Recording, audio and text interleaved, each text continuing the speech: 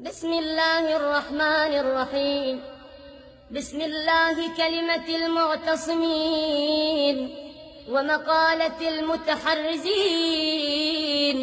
وأعوذ بالله تعالى من جور الجائرين وكيد الحاسدين وبغي الظالمين، وأحمده فوق حمد الحامدين. اللهم أنت الواحد بلا شريك والملك بلا تمليك، لا تضاد في حكمك ولا تنازع في ملكك.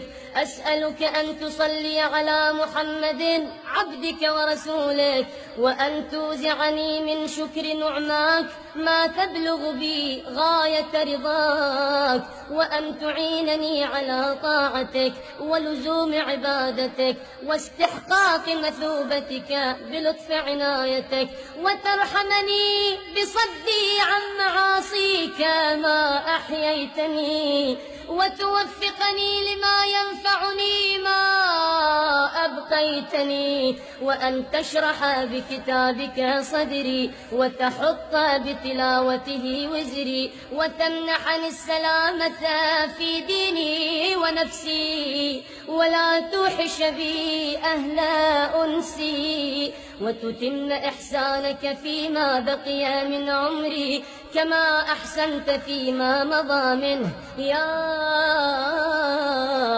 أرحم الراحمين. وصل يا رب على خيرتك من خلقك محمد وآل بيته الطيبين الطاهرين.